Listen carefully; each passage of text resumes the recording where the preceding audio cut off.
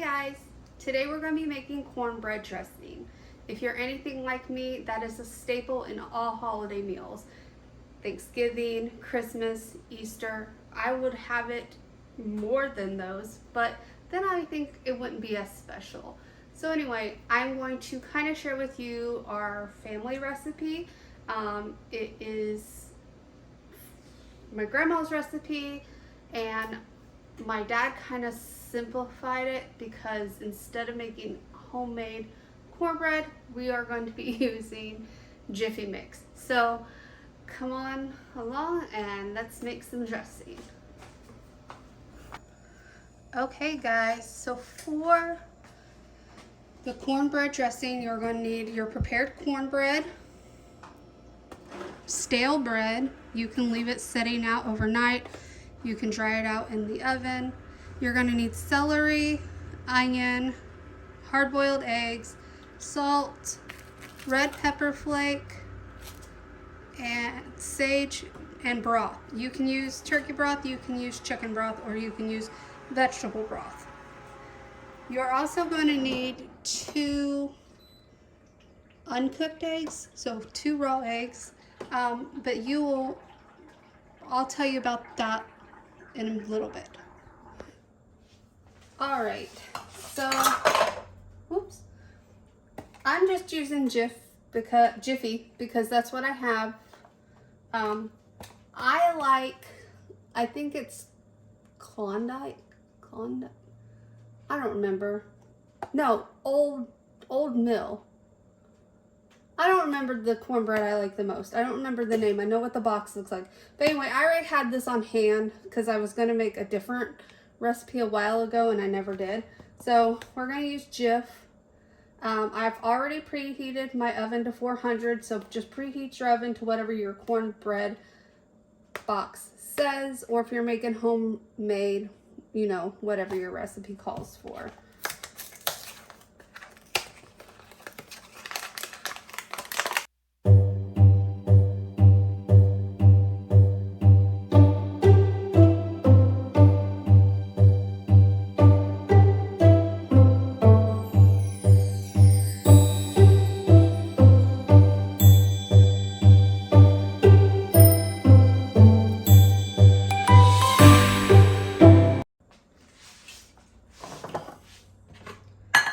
Cooking mine in a pie dish, just because I would normally cook cornbread in a cast iron. I don't feel like reseasoning my cast iron right now. I hadn't used it in forever, so it needs to be reseasoned. So we're just going to use a pie dish and go from there.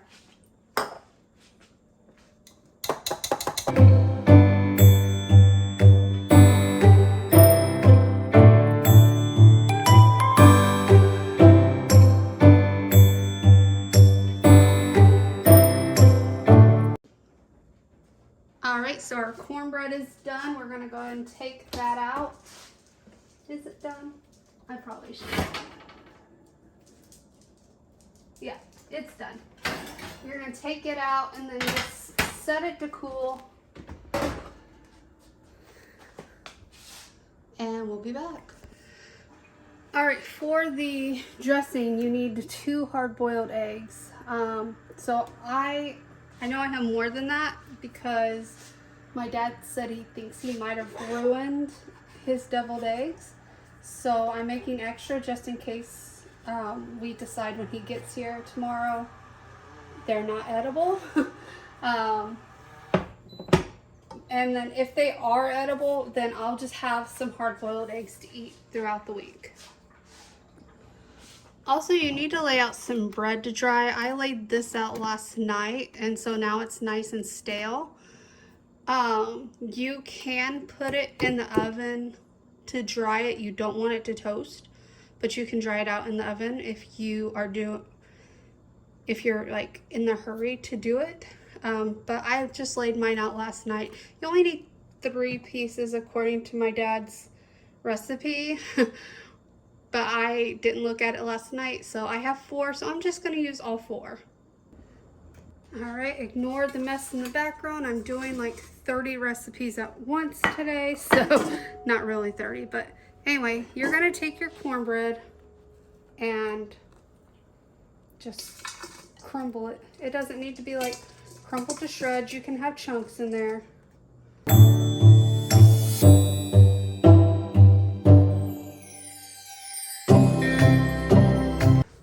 After that, tear your stale bread just into pieces.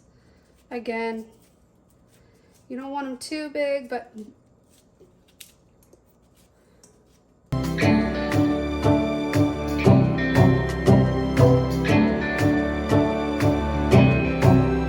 all right.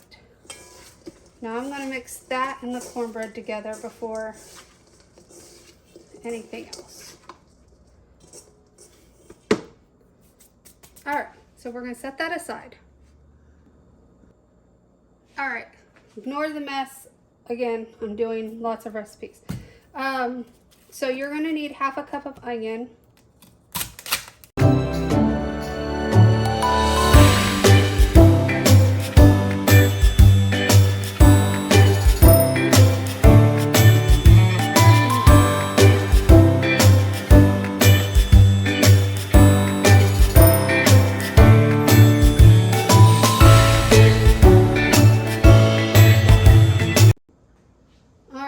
So I went ahead and cleaned all the rest of the celery I had. Realistically, I probably only need one.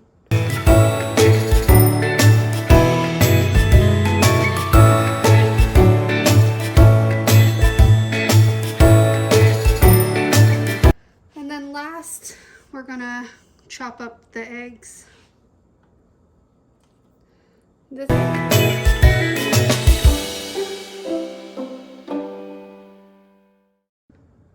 Alright, so now we're going to add all of our chopped ingredients to this.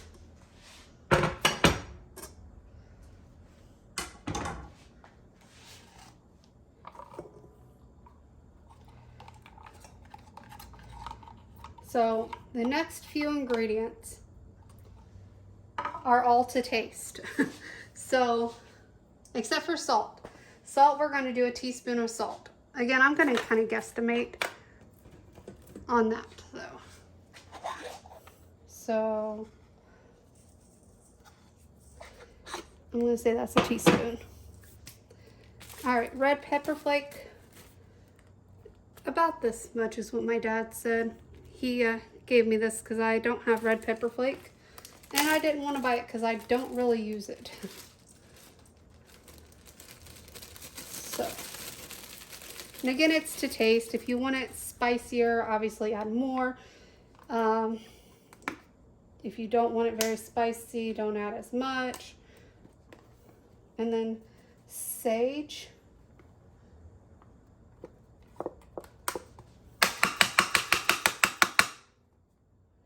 And actually, I'm not going to just squirt that in.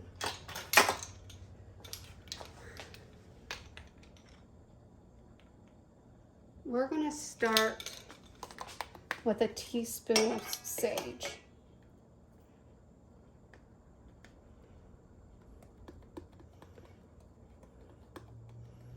Sage is a very powerful ingredient. Too much and you know. All right, so let's go ahead and get this part mixed up.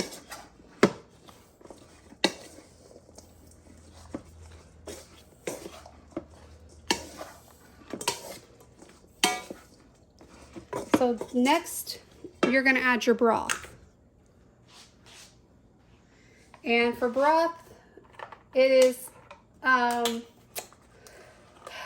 did my dad explain it? Add a little bit at a time until it's loose, but not liquidy. So we're gonna kind of start with that much.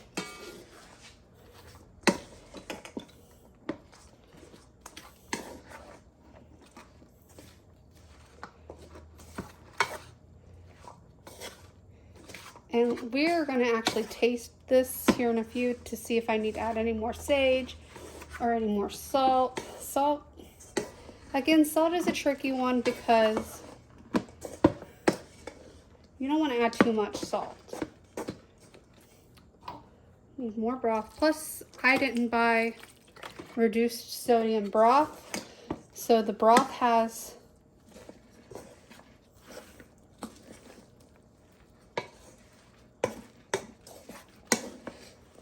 a lot of salt in it as well.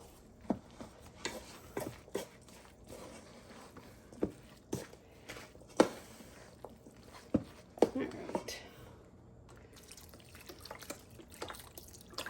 I might. Oh, no, this looks like it might be good.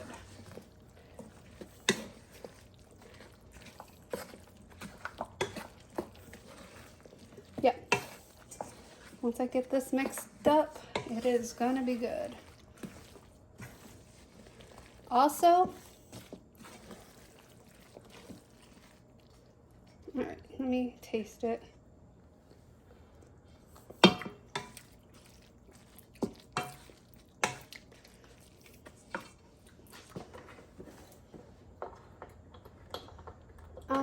It's good. I want to add just a touch more sage.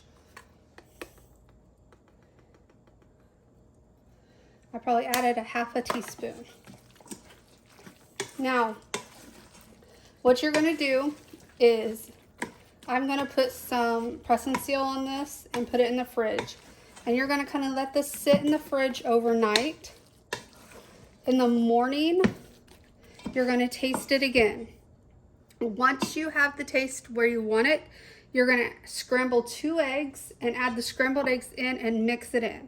That is like your binder. And then you're going to put it in your casserole dish or whatever you're going to bake it in, and you're going to cook it at 375, and you're going to bake until it sets. So basically when it no longer jiggles around and that it looks firm. Let me give it one more taste.